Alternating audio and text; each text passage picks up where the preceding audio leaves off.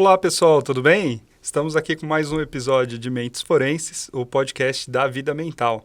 Hoje estamos aqui eu e a doutora Elise, que é psicóloga jurídica responsável pela equipe de estagiários da vida mental, e estamos também com a convidada, a doutora Paula Brito, que é advogada da família.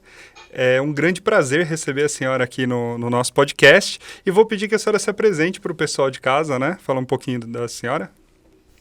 Muito obrigada por esse convite. Eu sou Paula Brito, sou advogada de família. Eu tenho uma formação muito voltada para uma advocacia que eu acredito, que é uma advocacia compositiva, uma advocacia que vem para proteger a família num todo. Tenho formação em mediação, tenho capacitação em práticas colaborativas, sou membro do IBDFAM, Instituto Brasileiro de Direito de Família. Sou autora de 2 livros que trazem essa normalização, esse cuidado para as famílias também, o Manual da Separação e o Manual para Pais Separados. Legal.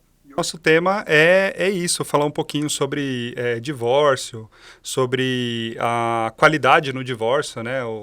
Como os pais eles podem ali dar mais qualidade, e especialista como a doutora né?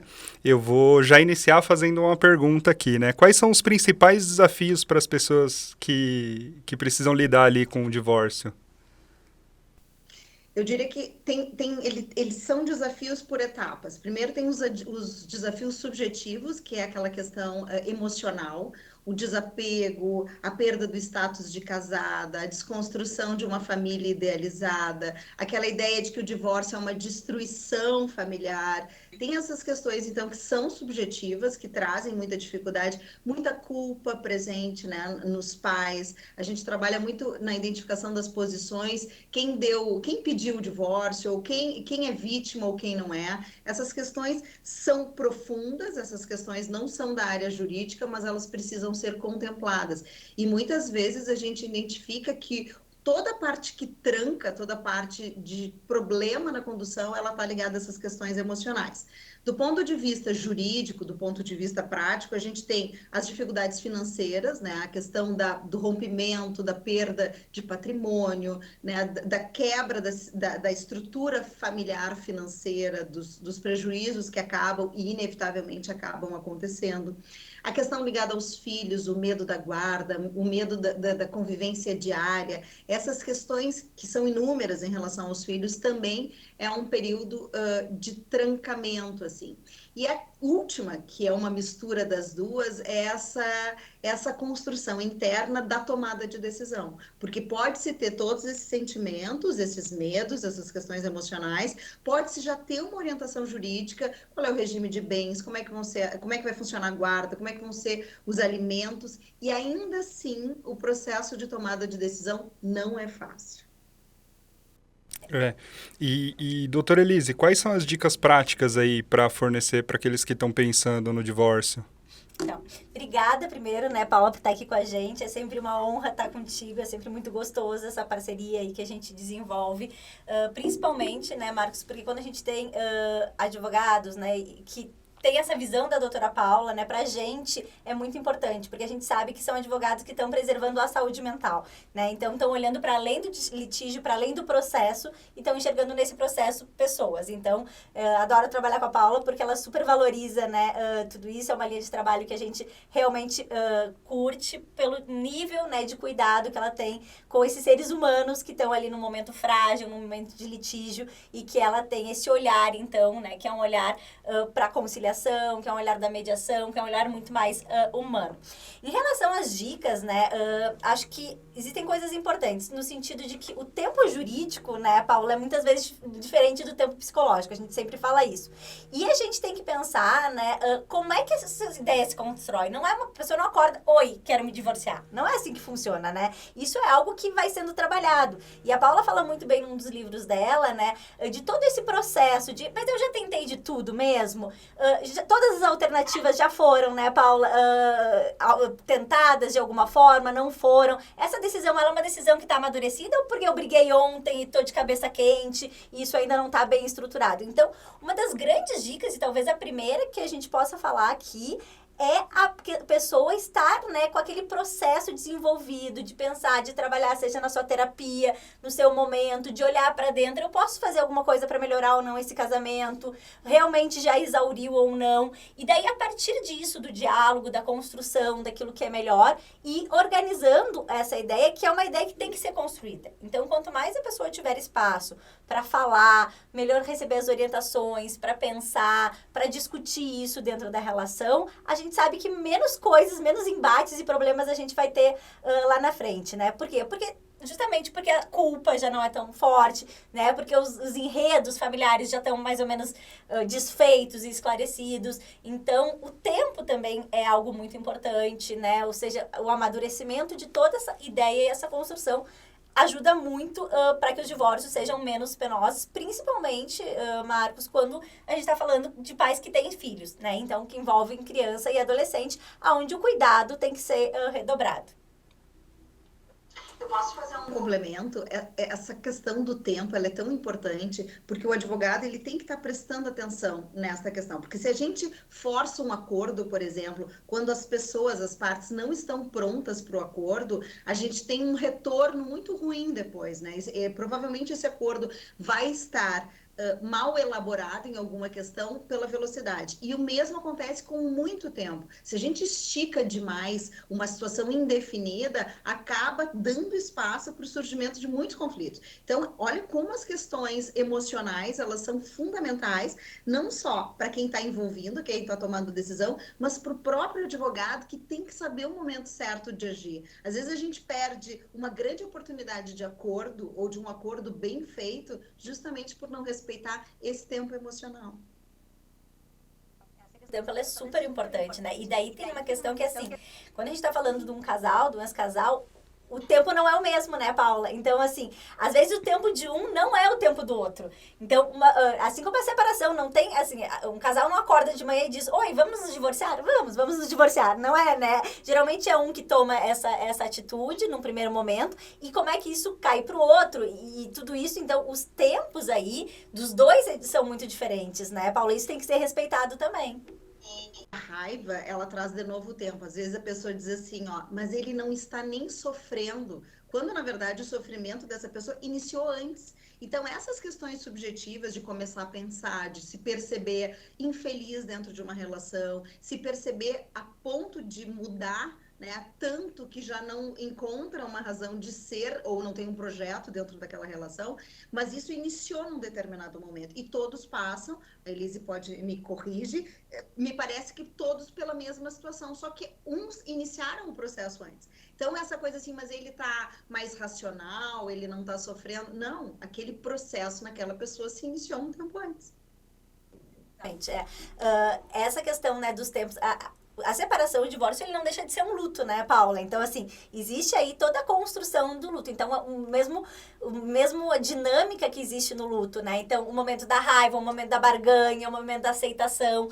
É exatamente assim que acontece, né? E todo mundo passa de uma forma ou de outra por essas etapas, mas a gente não pode condicionar 1 semana, 2 semanas, que, né, as pessoas vão passando na medida que também constroem, né, com o seu próprio conhecimento. Então, associar esses tempos muitas vezes é complicado. E no direito a gente vê muito isso, né? Quando um tá bem, o outro vai lá e começa a brigar, né, Paula? Daí o outro agora conseguir harmonizar com o outro. Então, a importância também de ter, né, profissionais como a Paula, que prezam por essa paciência, é um jogo de paciência, né, Paula? Pela mediação, né, e para uma visão que é desfazer o conflito e não, né, aumentar ele, compreendendo bem, né, que é um processo sempre de muita dor, é um processo de luto. É interessante. E, doutora Paula, como os advogados ali podem fornecer esse processo mais favorável, assim, para o casal? Exatamente isso, né? Eu acho que respeitar as questões emocionais é a primeira grande mudança de uma advocacia recente, né? Nós somos preparados para o litígio, para conduzir, né? O advogado, aquele lá, ele briga bem. É uma desconstrução, uma mudança muito séria de paradigma. Então, quando a gente considera, primeiro, as questões emocionais, segundo, um comprometimento de relações que são continuadas. Então, aquele advogado que acha que termina o trabalho dele com a sentença, com o trânsito em julgado, com o fim de um acordo, tem um equívoco aí, porque há um comprometimento de sequência nessa relação. Então, os filhos vão usufruir dos resultados desse acordo, se essa guarda também é estabelecida, se os alimentos estão de acordo com as necessidades e possibilidades daquela família. Isso é um comprometimento de continuidade. E essa postura ela é tão séria que hoje uma das maiores dificuldades que eu tenho, assim, ou na condução do acordo, é muito mais o advogado do outro lado. Porque ele leva para a briga, ele não ouve o cliente, ele não, muitas vezes ele não dá conta dessas questões emocionais e aí diminui os sentimentos. Ah, isso é bobagem, isso não é importante. Cláusulas que têm efeito só pedagógico, psicológico, que a gente está ensinando um plano parental e aí a gente quer colocar no acordo e às vezes vem um colega e diz, mas isso não é importante. Mas não é importante para quem?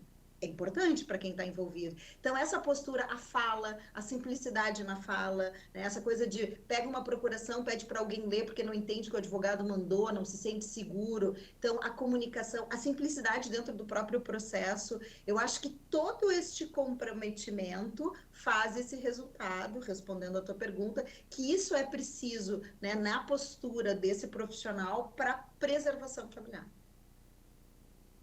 Legal, muito e é bom. impressionante, né, Marcos, como faz diferença. Sim. Então, um divórcio bem conduzido, né, um divórcio que profissionais que atentem para isso, né, e que às vezes muitas peçam, inclusive, auxílio, né, da psicologia, né, que as pessoas orientam muitas vezes, né, Paula, vai para terapia, é importante, vai achar o teu espaço, para ter esse espaço também, né, em termos de saúde, a diferença que faz esse tipo de conduta, né, para todo mundo, para os advogados. E a Paula falou uma coisa que eu acho que é bem importante, né, que é isso, não acaba com a sentença, Paula. Acho que essa tua fala vale a pena a gente retomar, porque quando a gente monta ali um cenário, então acabou uma relação, né? Agora vamos fazer o acordo, sei que tem acordo, ou vamos estipular, ficou definido assim. Mas existe um treino, um teste, então assim, mas isso vai dar certo na prática? Né? De fato, é o melhor. E muitas vezes a gente tem que mudar no meio do caminho. Então, define lá que é uma guarda compartilhada e que a criança vai ficar com o pai de quartas-feiras e finais de semana alternado, né? Só que depois chega no momento e a mãe tem um compromisso nas quintas à noite. E daí, nas quintas à noite é mais conveniente daqui a pouco, ou ficar quarta e quinta. E a gente poder ter essa liberdade de entender que esses acordos talvez não funcionem. Talvez sai a sentença e não vai ser aquilo que vai estar valendo, não é aquilo que realmente é o melhor para aquela família. E não significa que ter feito o acordo não é importante, mas sempre essa flexibilidade, né, Paula? Entender que as necessidades podem mudar. Um acordo de uma criança de 3 anos não pode ser o mesmo de uma criança de 12, de 10 anos. E as coisas têm que ter uma continuidade dentro do que sirva para aquela determinada família, né? Não é como se fosse uma receita de bolo. E completando assim uma coisa relacionada à pergunta também, trabalho em equipe. Quando a gente olha o divórcio, se eu só olhar pelo viés jurídico, eu não estou entregando o melhor para este cliente. Quando a gente tem uma equipe dos terapeutas, né, daquela pessoa que já está atendendo aquela família, ou os terapeutas das crianças e dos adolescentes, é uma entrega muito mais completa. A gente fala das lentes do divórcio. Ela é uma lente de aumento muito maior, porque ele não anda sozinho sem todas as áreas. E a questão só do experimento, a gente costuma fazer um prazo de 6 meses.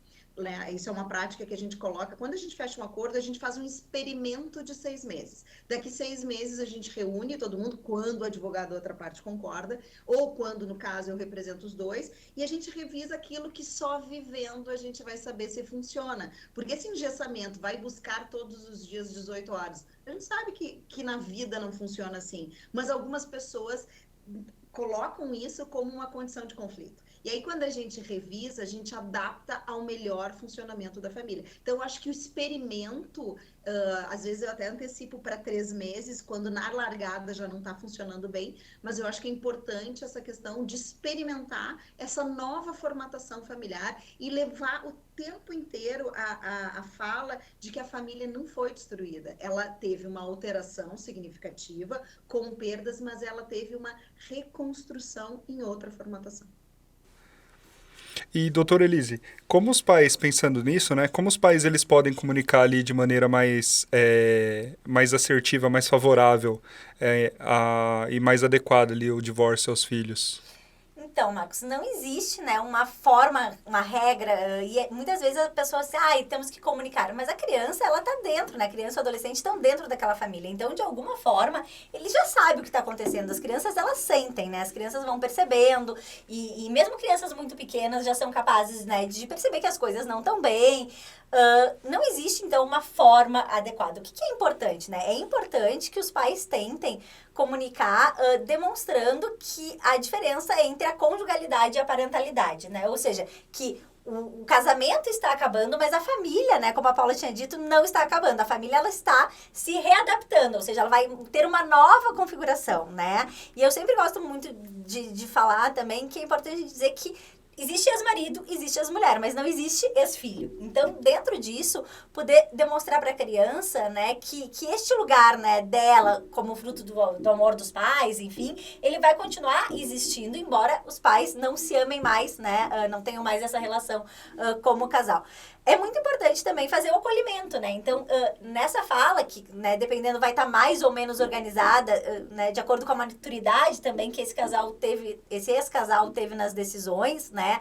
Seja o mais alinhado possível e que tenha, de alguma maneira, né, esse espaço onde as pessoas possam sentir, onde as pessoas possam, né, a criança seja convidada também a dizer as preocupações dela, como está se sentindo, né, e que, sobretudo, os adultos sejam adultos, né, e que não se infantilizem, ou seja, não se atrapalhem nesses papéis e possam estar, né, cumprindo com esse papel da melhor forma possível. Não existe uma regra para como falar, né? Claro, de preferência se puder falar os dois, mas, sobretudo, é poder usar esse momento como parte do processo de elaboração e que para a criança ela se sinta acolhida e se sinta segura para que possa, de uma forma mais saudável, se adaptar às mudanças que vão vir.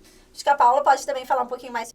Eu acho que é exatamente isso, é passar para eles essa sensação da continuidade, da diferenciação da conjugalidade, deixando isso de fora, não triangulando o problema, né? Aquilo que é conjugal vai ficar entre este pai e esta mãe, mas passar essa sensação de continuidade familiar, né? Desse amor que permanece, que não é inalterado. A questão, as perguntas mapeadas nessa fase é com quem que eu vou ficar, quem é que vai sair de casa, quem é que vai me buscar no colégio, tentar preservar, pelo menos na arrancada, a rotina da criança, porque é um processo de adaptação, né, de distanciamento, de saudade, de medo de perda, né, o luto, a questão assim do abandono, medo do abandono. Então, um espaço de comunicação clara entre pais e filhos, eu acho que é muito importante. A validação do sentimento, se chorar na hora. Eu tenho umas clientes que perguntam, e se eu chorar na hora? E se a gente brigar na hora? Então, normalizar a dor, né? A criança, como tu mesmo me dissesse, eles percebem o que já vem acontecendo. Então, se a gente tá triste, a gente tá triste. A gente não vai fingir que não tá triste.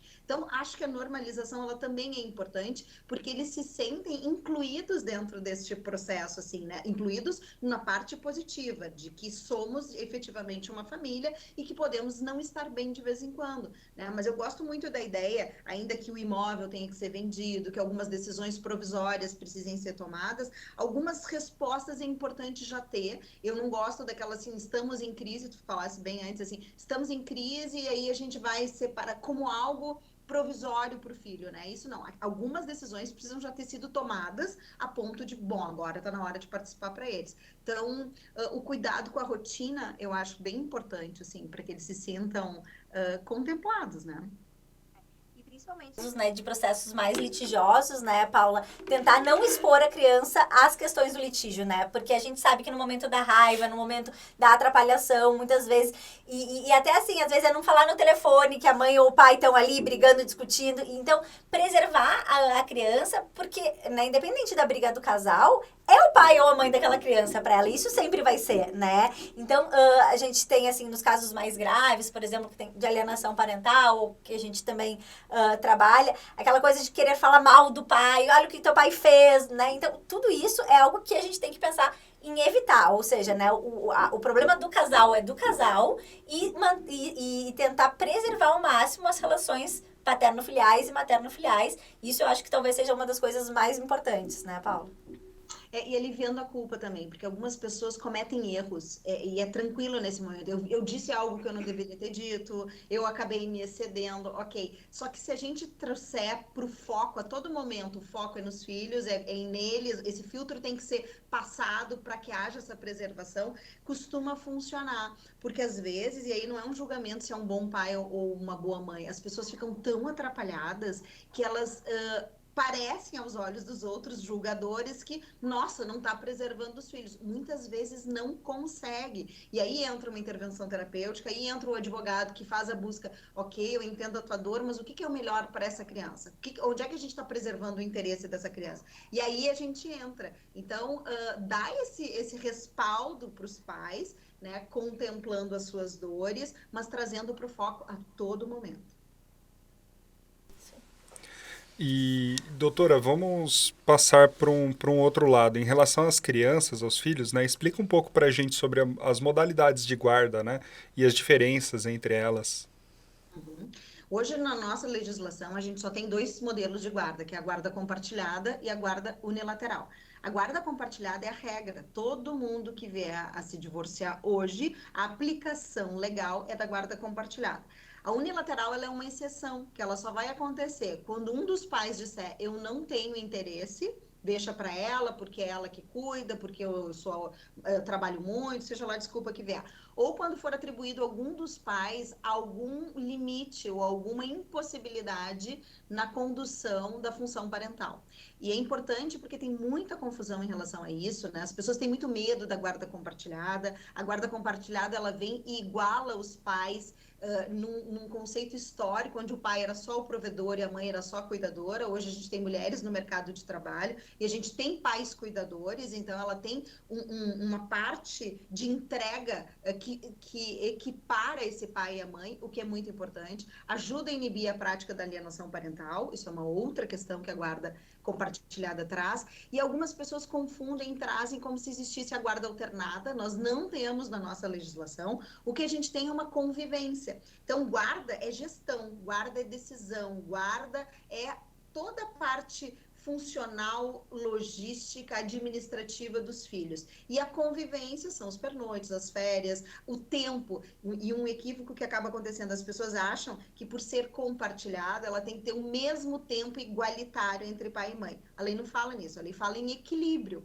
né? Para que esta criança, e o direito de convívio com os pais é da criança, algumas mães às vezes se perdem achando que eu tenho o direito de... Não, o direito é da criança. Então a gente cuida se tem esse equilíbrio no convívio, né? Então essa confusão entre guarda e convivência é muito grande. E tem que ser 3,5 para cada um numa semana? Não, a gente fala em equilíbrio. Mas pode ser uma semana para um e uma semana para outro? Quem vai dar essa resposta é a própria família. Porque a parte funcional, se funciona, a pandemia trouxe muito isso. As pessoas experimentaram convivências mais longas, que antes não pensavam, e voltaram da pandemia incorporando isso à sua realidade. Então, se vai ser uma semana ou não para outra, em algumas famílias funcionam. Adolescente é territorialista, eles já começam a não gostar de ficar trocando de um lado para outro. Então, quem sabe melhor o interesse ou o funcionamento da família são os próprios pais. E olha que grave, às vezes eles não conseguem tomar uma decisão, delegam para um terceiro na via judicial, aí vem um juiz que não sabe absolutamente nada da vida daquela família e decide o jeito que vai ser. Então, essa é uma das partes nocivas de deixar que um terceiro venha e diga a guarda vai ser assim, a convivência vai ser assim, porque não tem como ter esse conhecimento.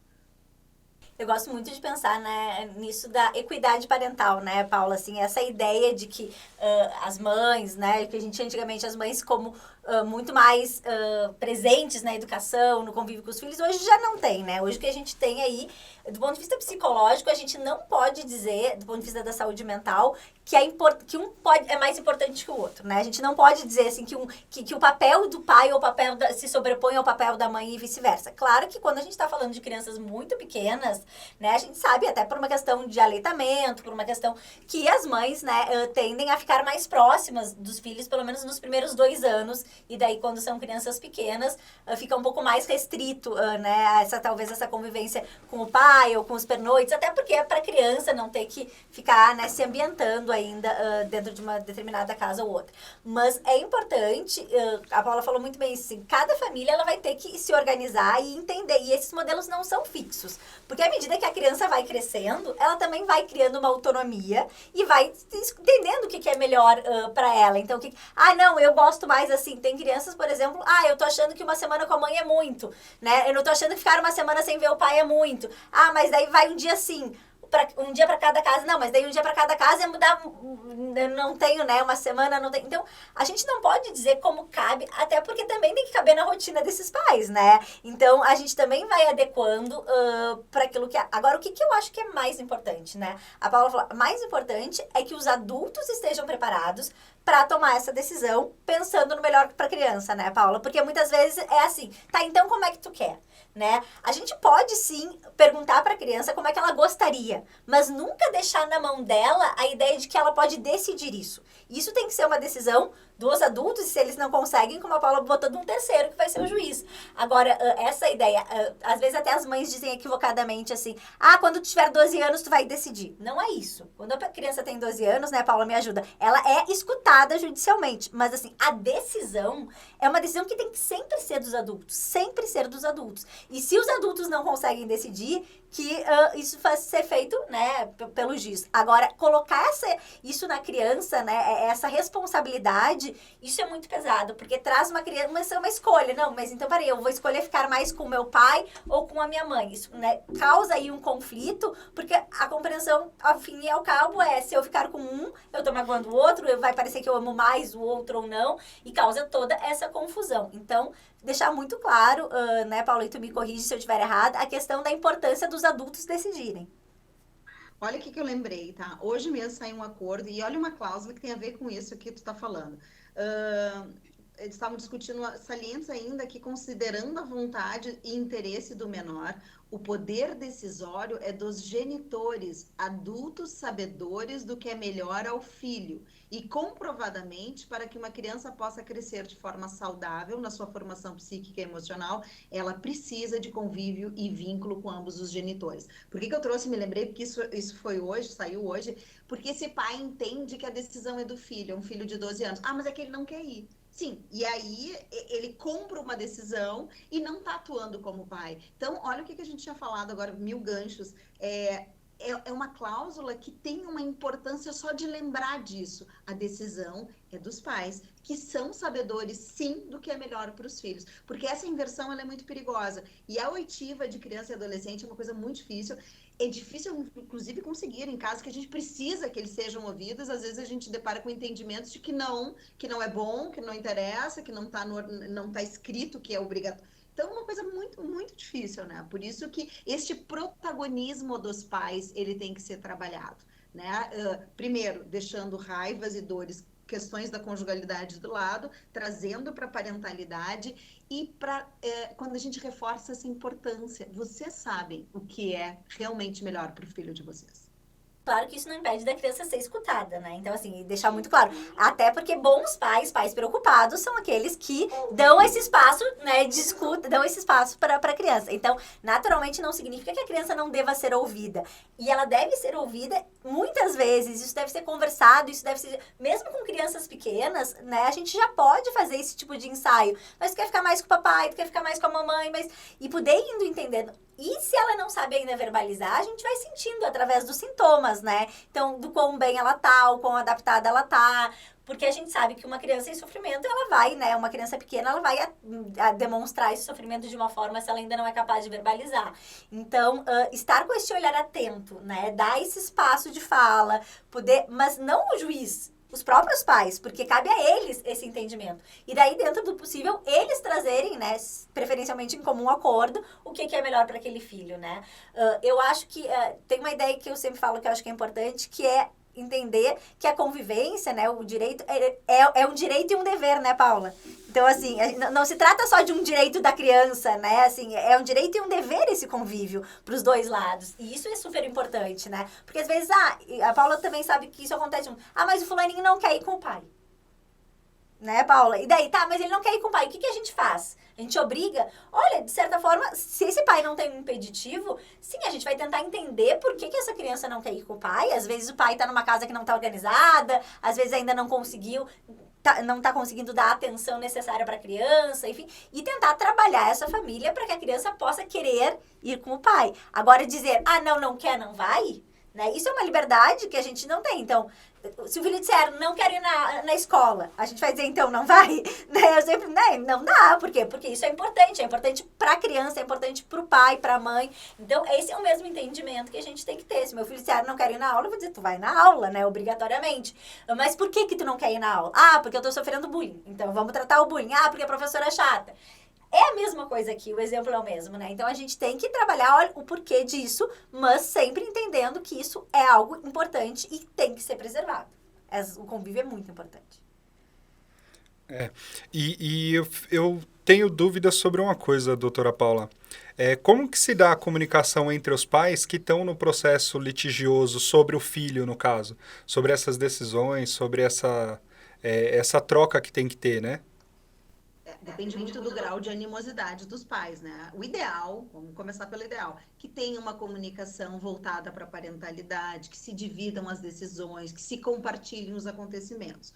Quando a gente está falando de um hiperlitígio, quando os pais, vocês não sabem o número de pais que são bloqueados entre si no WhatsApp, né? Então, não, eu sou bloqueada, a gente não se comunica no WhatsApp. Então, assim, desde o e-mail, que a gente orienta, né? Porque o e-mail ele é importante. Primeiro, porque as informações têm uma questão de dever, né? De compartilhar com outras questões que estão acontecendo com o filho. A questão do filtro, né? Dessa postura não reativa, e aí tu foca naquilo que é só do filho, sem botar no meio seu idiota, seu irresponsável. Não, focando naquela comunicação, o uso da rede de apoio. Então, tem pessoas que às vezes não têm condições, quando o litígio está assim exacerbado, de comunicar. Então, a gente busca uma ajuda de uma avó, de algum parente, de alguém próximo a essa criança, e desses pais que possam ajudar. Outra coisa, os lugares de entrega, né? Quando a gente está num conflito muito grande, naquela impossibilidade de contato, então que a gente combine convivência de pegar no colégio, devolver no colégio, evitar o enfrentamento. Não tenho nenhuma dúvida que esse período do pico do litígio, ele é um período que ele tem, às vezes, uns platôs, assim, né? Um controle, ou daqui a pouco a pessoa se reconstrói, e aí ela tá um pouco melhor, ou daqui a pouco a pessoa, justamente porque está reconstruída, chega alguém e o outro começa a piorar. Então, a gente mapeia por que essas questões estão acontecendo. Comunicações com ruído é o pior que pode ter, né? Porque às vezes nem funciona. O uso da mediação, por exemplo, acaba tendo uma terceira pessoa que ela só transfere, às vezes, a mesma fala, mas saindo de uma outra origem. E aquele que já não ouve o outro passa a ouvir o mesmo conteúdo, mas porque está saindo de uma outra pessoa. Então, a gente tem que analisar muito qual é o grau, né, de animosidade que está ali. O ideal é uma comunicação clara, compartilhada, respeitosa, né? Aqui a gente também está metacomunicando, pais que se comunicam de forma respeitosa e que dividem, as crianças ganham com isso, eles enxergam. A gente fala muito em encontro, né? Tem um vídeo até que esses tempos eu assisti, que a criança, quando os pais se encontram, era uma cena de supermercado, eles sempre olham para um e para o outro. Porque eles estão esperando o oi, eles estão esperando o respeito. Quando não tem, aquele que desvia, viu que o outro está no supermercado, sai para o outro lado, pega as crianças, joga no carro. Isso a gente está comunicando algo para eles. É nesse momento que seja lá o profissional que for, segura esse adulto e diz, olha a cena que está acontecendo. é isso que eles estão enxergando. Ah, Paula, mas não adianta, eu tento me comunicar, eu falo respeitosa e recebo um horror no WhatsApp. Aí a gente fala assim do não ter eco, né? O importante é a nossa postura. Se o outro vai fazer bom uso ou não disso, o problema é do outro. Mas os nossos filhos estão vendo quando a gente engole, né, um desrespeito, quando a gente filtra e diz, bom, eu não vou entrar nessa compra, não vou comprar essa briga e eu vou responder da forma que eu acho correta. É importante, né, Paula, é não usar os filhos para comunicação, né? Porque isso é muito, muito, muito comum nesses casos. Ou seja, daí começa, teu pai disse isso, diz pro teu pai aquilo, diz pra tua mãe aquilo. E isso faz com que a criança, né, ela faça parte desse conflito, que era justamente o que a gente tem que dizer que tem que ser evitado. Então, a criança não pode estar fazendo parte desse litígio, né? E às vezes a gente vê crianças mesmo muito pequenas se sentindo responsáveis por essa comunicação. Claro que crianças maiores, adolescentes, né, eles já conseguem eventualmente filtrar, trazer, mas mesmo assim, quanto mais evitarem, né, utilizar os filhos para fazer essa comunicação, melhor, porque daí é justamente esse olhar de os adultos que se entendem e os filhos vão ser preservados no seu melhor interesse, né? Ou quando tu recebe já com uma fala de lá, o pai mandou dizer que a resposta é, isso não é assunto de criança. Isso é um assunto da mãe e do pai. Então, próxima vez eu vou falar com o pai, porque isso é muito comum. Casos de família com mais de um filho, que o filho mais velho fica nessa posição de recado, de cuidar dos irmãos, de lembrar da mochila, do tema, é extremamente danoso. É. E, doutora Elise, quando os pais se divorciam, né, as crianças elas acabam tendo duas casas, né? Qual é a orientação que se pode dar ali em relação aos filhos, ter as mesmas regras? Legal essa pergunta, Marcos. É bem complicado isso, porque existe uma readaptação, né? Então, como a Paula disse, o ideal é que a gente preserve o máximo possível a rotina, mas quando um casal se separa, de certa forma, é porque eles não concordavam em algumas coisas, né? Então, assim, casais que concordam, né, em tudo, eles tendem a ficar juntos, né? Então, ali já existe uma discordância, e principalmente sobre as coisas da educação, isso também perpassa muito, né? Pessoas que acabam dentro das causas, né, do divórcio, as questões da forma de educar os filhos também passam muito por uma das razões, não única e exclusivamente, mas pode ser uma das razões também. Então, poder entender que são duas casas diferentes, as crianças fazem isso muito bem. As crianças têm uma capacidade de adaptação talvez muito melhor do que os adultos. Elas entendem esses dois locais e elas conseguem se adaptar, né, geralmente de uma forma bastante fácil. São mais moldáveis, né, são mais adaptáveis. De qualquer forma, quanto mais regras similares a gente puder ter, principalmente assim, a hora de dormir tem que ser igual? Não, não tem que ser igual. Mas se der pra ser, melhor, né? Por quê? Porque a hora de dormir, não adianta um pai daqui a pouco dorme a hora que tu quiser e o outro bota lá às 10 horas pra dormir. Então, se der pra ser igual, perfeito. Agora, existe essa obrigatoriedade? Não, não existe essa obrigatoriedade. Manter a rotina, manter as regras é bom porque a criança já se adapta e não sai, né, daquilo que ela está acostumada. Agora, a gente também tem que entender que a criança entende, lá na casa da mãe é assim e lá na casa do pai é assim, muito facilmente. É muito rápido como elas entendem. Ah, não, mas na casa da mãe pode. E as umas até jogam, né, com os pais sobre isso. Ah, mas na casa da mãe deixa. Bom, na casa da mãe é na casa da mãe. Na casa do pai é na casa do pai. E a criança tem essa capacidade de compreender. Então, sempre que possível, né, manter algumas regras é legal, é interessante. E isso deixa a criança, né, mais tranquila e com mais capacidade de adaptação, mas não tem essa coisa da obrigatoriedade. Por quê? Porque a criança também é capaz de entender que as regras podem sim ser diferentes e que lá na casa do pai vai ter que construir diferente, vai ter, né, dependendo daquilo que é. Principalmente depois ainda quando entram novas relações e às vezes novos irmãos e novos filhos, né? Então, assim, isso também é muito engraçado, porque daí como é que ficam as regras, né? Até eu, por exemplo, eu tenho essa situação, né? Eu tenho a minha filha e tenho os meus enteados, né? Então, como é que seria se na casa tivesse que ter as mesmas regras dos genitores opostos? Lá em casa não teria como. Então, não, são as regras da nossa casa que valem para todos os filhos, né? Tanto os meus enteados como a minha filha. Então, a gente adapta aquilo que é possível, mas sempre com bom senso, né? E sempre pensando naquilo que também é melhor para as crianças. Complementando a Elise, é o seguinte, quando ela fala que não existe a obrigatoriedade, também não existe isso escrito em lugar nenhum, porque às vezes as pessoas procuram, mas não existe nenhum lugar que eu obrigue ele a... Primeira observação, se a gente não muda marido e companheiro, a gente não vai, muito menos um ex. né, que a gente vai conseguir colocar. O ideal é, de novo, bom senso, alguma coisa mais harmônica, combinações claras entre os pais. Isso é muito idealizado. O que a gente pode orientar é exatamente isso que a Elise falou. A gente oferece um contraponto. Eles acabam entendendo que se na casa da mãe, por exemplo, tem um horário para dormir, porque ela entende que aquilo é saudável, porque tem a questão do sono, etc, etc, ela está dando uma explicação que talvez não seja cumprida na casa do outro, mas a criança ela vai tendo a possibilidade de escolha, né? Diz, bom, então eu me adapto assim, eu entendo o porquê tem essa orientação. Esses são os ganhos, a visão positiva das coisas, assim. Tem muita perda, é uma bagunça se a gente for olhar os problemas que a gente está trazendo, mas a gente também pode fazer das questões um olhar positivo. E quando eu falo de trazer essa questão da diversidade, é também trabalhar o limite de alcance de cada um. Então, eu quero que as crianças comam de forma saudável. Aí vai lá o pai toda quarta-feira e leva no McDonald's. Ah, mas eu queria que constasse, eu queria que uma obrigação. Não existe isso. Então, o que a gente faz? Tu quer dar uma alimentação saudável? Investe isso na tua casa.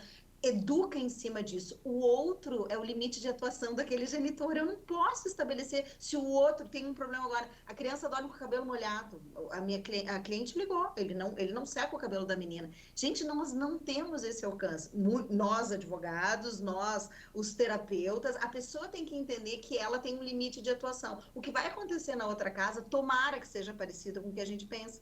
Mas se não for, a gente serve como exemplo para o contraponto.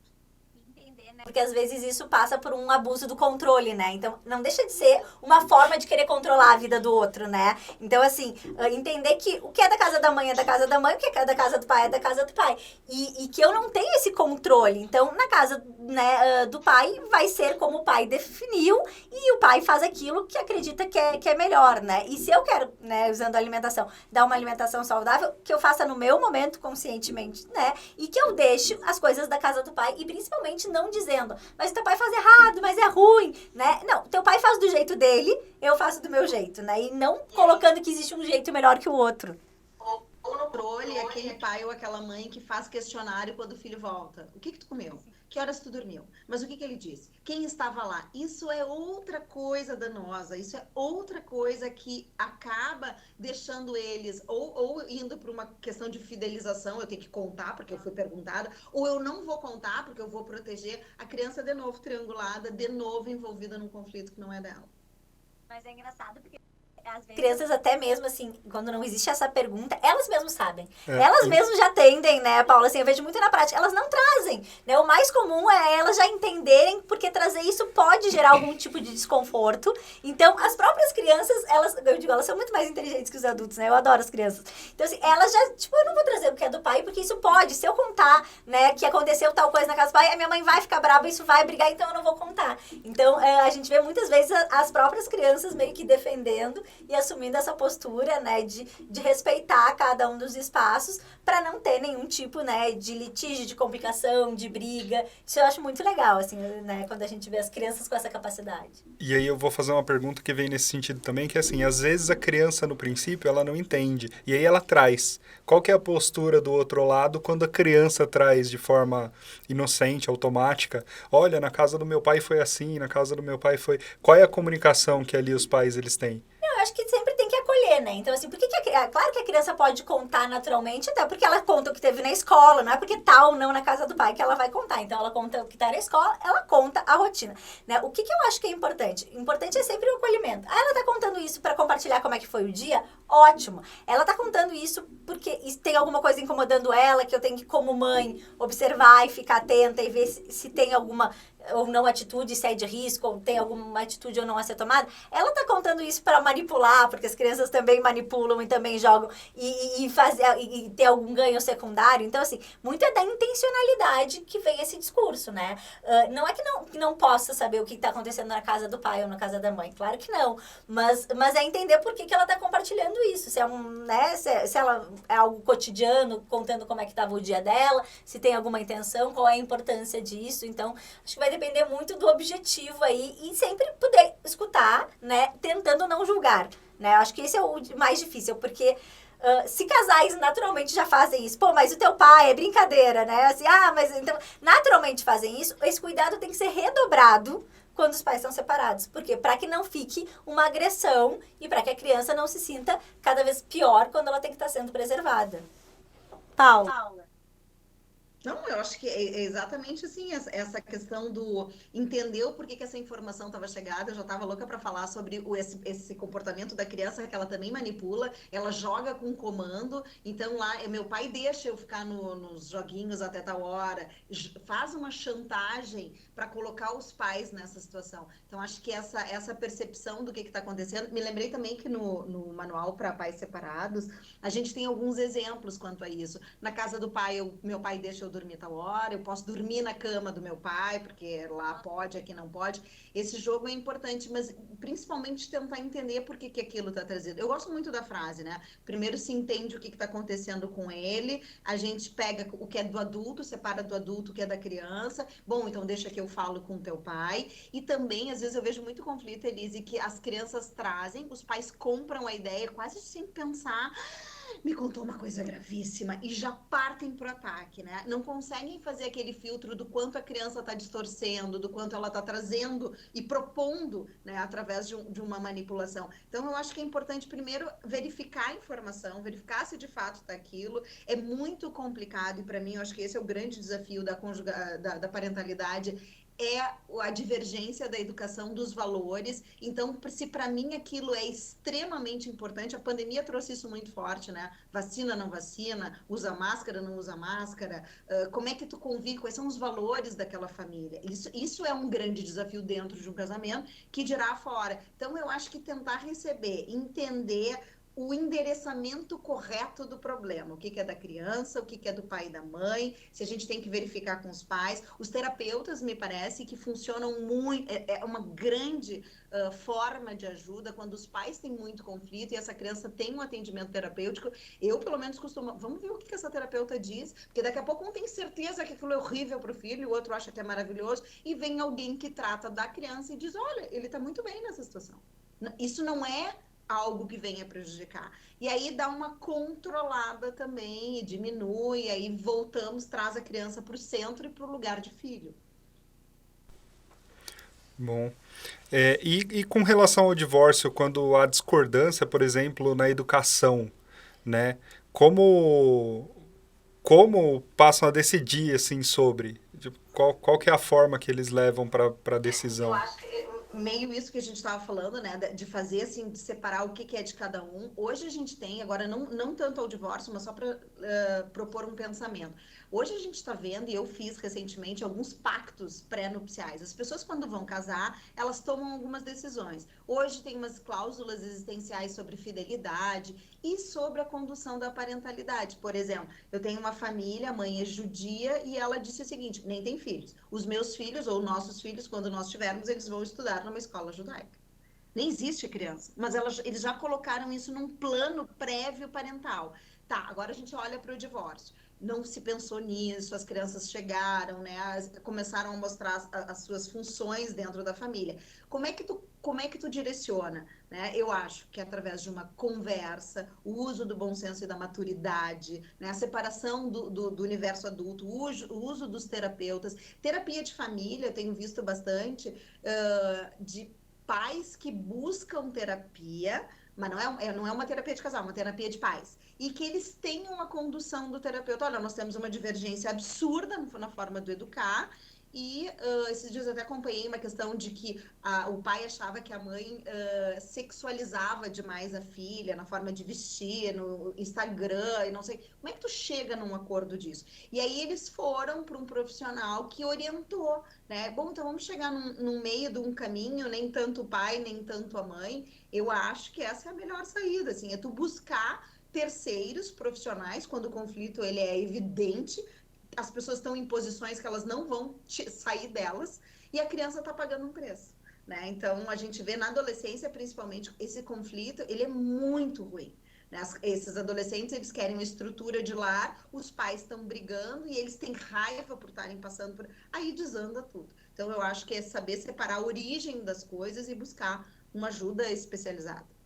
Uma coisa importante aí, né, Paula, que eu acho que é a questão das famílias que têm tamanho litígio que judicializam tudo, né? Então, assim, só falta judicializar o que a criança vai comer hoje, né? E daí a gente vê bem aí a necessidade de algumas famílias manterem o vínculo, né? Então, assim, eu ainda não aceitei a separação e eu vou judicializando aquilo porque é uma forma de eu manter o vínculo com aquela pessoa, né? E quando, eu acho que é importante isso, assim, o terceirizar, né, com profissionais, mas cuidar para não terceirizar tudo, porque às vezes tudo vira uma questão que tem que ser discutida e que tem que ser, né? E não, às vezes as coisas podem ter uma leveza maior, né? Então não precisa se discutir absolutamente tudo o tempo todo.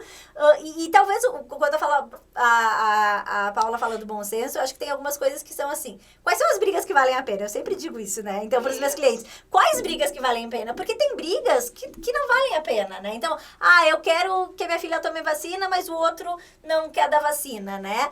Tá, o quão importante pra mim é que ela tome vacina? Não, é muito importante. Então, essa é uma briga que vale a pena e a gente, né? Ou, não, olha, nem faço tanta questão, é só pra brigar mesmo. Então, também o bom senso. Não dá pra ganhar todas. Então, de uma vez foi do jeito que eu quis, agora deixa de ser do jeito que ele quer, né? E isso tudo a gente ir adaptando. Exatamente. A Elise tocou num ponto que eu acho que responde todas as perguntas anteriores e todas as que virão, que é a questão do vínculo, tá? O vínculo conjugal mal rompido é a pior coisa que pode acontecer. Então, olhar para esse rompimento ele é importante. Quando tu transforma um vínculo conjugal mal rompido e faz essa transferência para um vínculo processual, que a gente chama de um vínculo afetivo para o vínculo processual, é muito ruim. E isso é um problema da maioria dos processos judicializados. Quando a gente busca manter algo constante com o outro, cria o conflito, e aí a gente tem a representação equivocada de advogados que diz, claro, vamos entrar com ação, claro, tu vai conseguir, claro, tu tem razão. Fideliza o cliente naquela questão, eu tô com uma raiva, ele me representa e ele vai me colocar e vira um inferno. E esse inferno é prolongado, né? Então, imagina, são crianças que viveram em conflito, adolescentes, que vão entrar numa vida adulta com esses pais. Atendi recentemente uma mulher que disse o seguinte, ela tem o aniversário dos filhos dela, ela faz em 2 momentos, porque os avós não se suportam. Então, tu pensa que isso além de ser um vínculo de origem, tu transfere para os outros. Então, são crianças que não podem andar livremente entre os avós. Herdaram um conflito que vem de um vínculo conjugal mal rompido. Que doido, né? Nossa! E doutora Elise, como é possível reduzir esse impacto emocional do divórcio, tanto nos pais como nos filhos?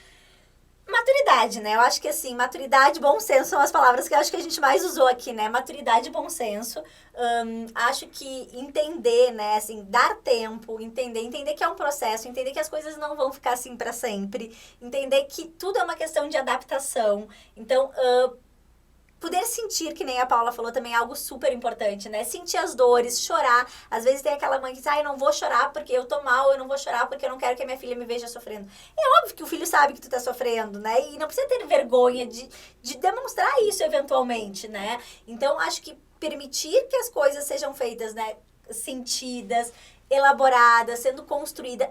As pessoas acham que, porque estamos nos divorciando, a gente não consegue mais falar. A conversa é ao contrário, né? Quanto mais falam, a chance da gente ir organizando os pensamentos, as ideias. Claro que tem gente que não consegue se comunicar. Mas quanto mais puder um casal, um ex-casal, né? Se comunicar, falar, estar aberto, né? Saber ouvir, acho que também é uma coisa muito importante. Então, estar, né? Assim, bom, eu tô acabando essa relação. Mas existe uma outra relação que vai continuar para sempre. A relação de pai e mãe do fulaninho. E essa a gente tem que preservar, né? Então, poder dar esse espaço de escuta para o outro, de respeito, de consideração. Parece que é uma coisa meio chavão, Marcos, mas assim, é realmente o que faz a diferença né, eu vejo assim, dos processos saudáveis e dos processos litigiosos e adoecidos, né? Então, e se nada der certo, né? Acho que é buscar profissionais da área da saúde, né? Que possam aí estar apoiando essa família e estar dando essa assistência, tanto para os pais quanto para os filhos. Eu acho que 2 questões complementando assim, essa ideia da compreensão. Se a gente pega uma família, quando a gente faz um genograma e aquela pessoa específica, ela não tem nenhum caso de divórcio na família. Ela vai ter uma forma de enfrentamento ao divórcio completamente diferente daquele que já vivenciou em alguma posição isso. E a segunda questão é o olhar, quando eu digo o bom divórcio, ou quando a Elise se refere àqueles que têm a condução mais saudável, de melhores resultados, é olhar de forma positiva. Por exemplo, no sentido de que ele é uma crise que não é esperada, né? Ninguém casa pensando, vou me separar quando eu fizer 20 anos de casado e tal, mas ela pode fazer uso desta crise não esperada como uma crise evolutiva. Então, as crianças, esses dias me perguntaram, eu tenho pais divorciados, e por muito tempo eu dizia, eu acho que eu nunca disse isso, Elise, que o ganho de ter pais divorciados é que eu pude ver os meus pais se reconstruindo. Parênteses, os dois se divorciaram dos segundos casamentos, tá? Então, eu comecei a achar que essa não era a melhor resposta, porque também nós vivemos novamente. Mas eu me dei conta que existe um poder resolutivo em mim. Se chega um problema para mim, eu resolvo. Seja porque na origem, muitas vezes, eu estive sozinha e eles estavam dando conta das suas dores, seja porque, ao ser a filha mais velha, eu tive que também dar conta de outras questões. Teve um ganho de crescimento, exatamente assim, dessa questão resolvedora, né? Que foi um ganho pessoal. Teve uma dor para chegar nessa compreensão, mas algo que talvez num outro contexto não teria. Então, eu acho que, claro que eu estou dando depoimento pessoal, mas eu acho que olhar positivamente para a questão da resiliência, né, daquilo que se aprende, a comunicação. Olha, onde é que tu vai aprender uma boa comunicação? Não é num lugar onde não tenha conflito, é onde tem conflito. Então, aquela mãe que cede, que aprende a ouvir, que aprende a respeitar, ela também está ensinando. Então, eu acho que tem um ganho por trás que a gente precisa falar mais, isso que a gente está fazendo agora, de normalizar a situação para poder perceber e fazer com que as pessoas percebam esses ganhos. Uma outra dica, Marcos, mais prática, né, e que é sem puxação de saco, né, é ler os livros da Paula, porque eu acho que isso ajuda muito. Todas as vezes que uma amiga minha me diz, inclusive esse livro já rodou, a Paula me deu um exemplar do Manual da Separação, e daí as minhas amigas, não aguento mais fulano, quero me separar. Eu digo, só um pouquinho, tu lê isso aqui, depois tu volta, e daí a gente conversa, eu mando ler, porque realmente, assim, né, os livros da Paula tem essa capacidade de fazer a gente refletir. Às vezes até eu pego, quando eu tô de saco cheio, eu vou lá e pego e dou pra validar, não, deixa. Uma reunião que um advogado pegou o livro com a mão e uma outra colega disse, não lê, porque se tu não tá muito bem, não lê esse livro. E eu, gente, mas o que é isso? Porque tem questionamentos, não é que tenham grandes coisas, é assim, ó, o quanto tu tá naquela relação, o quanto eu sou a mãe que eu esperava, eu tô numa relação onde eu me respeito, como é que tá o meu amor próprio nessa história? Porque as coisas se perdem, né? Esse é outro ganho. Porque no ganho do divórcio, os outros relacionamentos a partir dali vêm com um autoconhecimento bárbaro. Então, eu não vou entrar numa relação onde eu seja sombra de alguém. Eu não vou entrar numa relação onde eu tenha alguém que julgue a minha maternidade, por exemplo. Então, são questões que te direcionam. Tem um ganho. E os filhos também vão fazer escolhas em cima daquela... Não é não é um aumento da probabilidade de dar certo, mas é mais honesto com o que a gente busca, né? Com aquilo que a gente realmente é, e não aquilo que a gente passou a ser em função do outro. E acho que os livros da Paula trazem esses questionamentos, assim, de uma forma muito boa, porque eu sempre digo para as minhas amigas, né, nesses casos, eu digo assim, guris, olha só, se depois que vocês lerem esse livro, vocês quiserem separar, é porque realmente vocês já pensaram em tudo que tinham que pensar, já tá no momento, já tá amadurecido, e tu vai fazer o melhor que tu pode, porque tu já teve toda aquela composição, né. Depois, um dos livros também tem ali toda uma parte né, da casa, de botar o adesivinho do pai, da mãe, então, assim, é muito didático, acho que é super importante, não é puxação de saco, Paulo, mas eu acho que eu daria, assim, do ponto de vista prático, essa dica, porque acho que fazer esses momentos de reflexão, a Paula traz isso, né, e depois algumas soluções práticas que ela dá ali, assim, bem didáticas no livro, acho que ajudam muito as famílias. E uma coisa bem importante, assim, né, para quem está ouvindo a história, o divórcio, ele é uma das opções. Existem outras tantas opções dentro de uma relação, e o divórcio é a última. Então, quando a gente fala em esgotamento de possibilidade, é melhora na comunicação, busca de uma terapia de família, né, projetos em comuns que aquele casal possa... Então, assim, tudo isso feito, né, inclui o livro, mas tudo isso feito e não funcionou, bom, o divórcio é a última opção. Então, não é uma bandeira do divórcio, bem pelo contrário, só que quando ele chega e se ele é inevitável, ele pode ser bem conduzido. No gancho, onde a gente acha para adquirir o livro da doutora? Então, o primeiro, esse que a gente está falando, está esgotado, mas vai sair uma outra edição esse ano, que vão estar em várias livrarias e com compras pela internet. Hoje, pelo meu Instagram, ADV Paula Brito, ali pelo direct, tem um linkzinho para acesso, um manual para pais separados. Temos o calendário da família, que a Elise trouxe como instrumento, nós temos, mas o primeiro, ele realmente fez essa, então agora a gente está trabalhando para conseguir mais. Eu vou ter que dar, então, a minha cópia para guardar em casa. Com carinho. É uma vergonha. Eu até ia dizer assim, onde é que tá? Porque eu levei para uma entrevista essa semana e eu não podia perder ele, porque tá comigo. Inclusive, na descrição a gente vai deixar lá o Instagram da doutora também, para quem quiser adquirir e o pessoal que quiser seguir lá e tomar mais algumas informações, né? E eu acho que vale a pena a gente falar sobre um pouquinho também das vantagens e desvantagens de buscar mediação em relação à separação litigiosa, né? O processo litigioso. Para mim, eu acho que sempre vale. Tem casos, hoje a gente tem métodos autocompositivos que a resolução é feita através das partes, né, do casal, e a gente leva para a judicialização depois. Então, a gente tem como fazer acordos de forma extrajudicial e depois passar para uma chancela judicial. A mediação é um deles e ela é efetiva, assim, né? Eu vejo vários casais que a gente...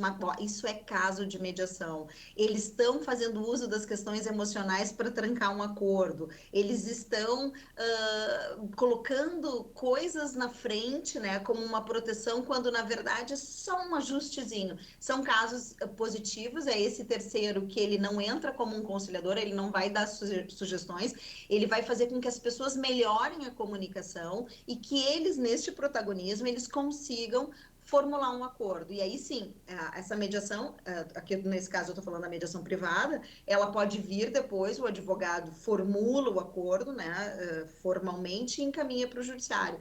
E no próprio judiciário a gente está tendo as mediações, né, quando se entra com a ação, há um encaminhamento né, para mediação pública, e ali às vezes a gente consegue. A gente ainda tem um preconceito muito grande dos advogados em relação à mediação, um desrespeito, assim, um descaso, uma coisa meio horrorosa. A gente às vezes tem mediadores que ainda que não estão num nível assim que possam contribuir. Por exemplo, a mediação tem uma técnica que ela inicia a fala, mesmo tempo para cada um, mas por quem entrou com a ação. E esses dias eu fui para uma mediação, a minha cliente era autora, e a mediadora, por sei lá o que, disse para o outro começar a falar. Ela ali já acabou, ali acabou, não tinha o que fazer porque a minha cliente estava preparada, ela que queria falar, o outro queria se defender, ela inverteu a ordem, e quando ela inverteu a ordem, ela acabou a mediação. Ela acabou a oportunidade que ela oferece. Mas a gente tem a gente tem as práticas colaborativas, a gente tem a própria conciliação, a gente tem câmeras de mediação. Então, olha, tem oferta, né? E o advogado tem que ter esse conhecimento de sentar às vezes com um colega, tentar, né, dentro das suas habilidades, levar as pessoas para essa questão do consensual e não do litígio. As brigas, né, Paula? Porque tem advogados, assim, que daí a pessoa tá com raiva, tá naquele momento, né, de raiva, e daí, né, diz assim, porque eu quero que ele morra, eu quero acabar com a vida dele, e o advogado vai lá e compra, então vamos destruir ele. Bom, isso eu acho que é o que, então, assim, às vezes, as pessoas buscam o advogado pra validar aquilo, né, que é a sua necessidade. E se o advogado, que deveria ser uma parte, né, saudável ali pra tentar fazer as coisas, né, legalmente, compra isso, né, a briga ela passa a ser validada, né, por uma pessoa externa, e isso é muito complicado, né, Paula? Muito. Sabe o que me lembrei? Eu tenho um caso, uma família em São Paulo que eu acompanho, eu sou advogada dele, e a advogada dela, a gente estava fechando um acordo na semana passada e as crianças adoeceram no final de semana. E aí, na segunda-feira, ela me ligou para dizer que ele mal administrou a medicação, que foi por causa dele, que elas não, sei lá, passaram frio e adoeceram e que não tinha mais acordo. Essa advogada está fazendo uma coisa absoluta. Primeiro, ela está pegando algo que não é dela e ela está passando adiante. Eu tive que dizer o óbvio, né? É impossível que ele tenha desejado que os filhos adoecessem e criança adoece. Mas olha, ela está numa posição entre eles. É ela que se colocou antes. E até a gente está tentando criar, como é uma mãe muito controladora, um manual comportamental. Alguém pode pensar, mas isso é desrespeitoso para o pai. Mas isso, talvez, mais ou menos, para evitar uma explosão nuclear ali entre eles, talvez seja a forma de contenção que a gente tenha, que satisfaça o controle e satisfaça a hiperdimensão do conflito, né? Então, é complicado. Para mim, eu disse, né, para vocês, a pior coisa que tem para mim é essa postura do outro lado, que é o que estraga a condição do acordo. Exatamente. Doutora, tem algo que a senhora queira colocar aí como importante para dar uma dica para o pessoal? Algo nesse sentido? Eu acho que a gente falou importantes dicas, assim, eu acho que, primeiro, que o divórcio é a última opção, né, que a gente tem um caminho dentro da relação conjugal. Segundo, a importância dessa tomada, já que esgotando todas as possibilidades na tomada de decisão, que haja esse foco nos filhos e que, se isso não estiver sendo possível por dor e raiva, que se busque amparo e ajuda, né, técnica, para que a pessoa se fortaleça, para que ela consiga separar o que é dela, dor, mãe, pai, dos filhos, né, daquele melhor interesse dos filhos. Acho que a ideia de normalização da dor, né, ela é inevitável, ela vai acontecer para cada um dentro da sua própria história, do seu próprio sentir. E, por fim, olhar como uma possibilidade evolutiva, assim, eu acho que dá para olhar sem a vitimização. Ao falar, a gente normaliza, e ao normalizar, a gente também está afastando a vitimização. Então, eu acho que trazer essa ideia de que, tá bom, essa é a minha história, não é uma família de propaganda, né, de domingo, todo mundo lindo, maravilhoso, com 3 gerações na foto. Ok, é a minha história, e ela não é uma história menor por isso. Então, acho que é essa sensação de olhar para o divórcio com foco nos filhos, que é o melhor recado que a gente pode levar, né, Elise, assim, de que não tem, hoje ainda disse assim, tem perdas que são ganhos, e os ganhos a gente precisa só de um tempo para perceber eles, né? A gente não ganha e perde junto, a gente perde para depois poder ganhar.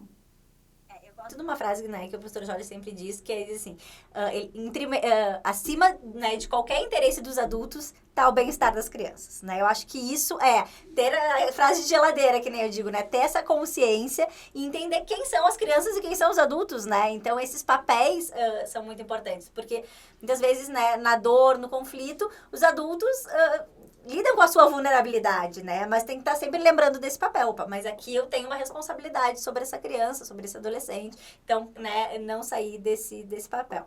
Paula, muito obrigada. É sempre muito, muito bom estar contigo, conversar contigo, esse bate-papo, né? É um assunto super importante. Eu até estava falando da naturalidade, né? E eu estava pensando, eu tive um caso de uma criança, né? Antigamente a gente tinha as crianças que iam para a terapia porque os pais estavam se divorciando, né?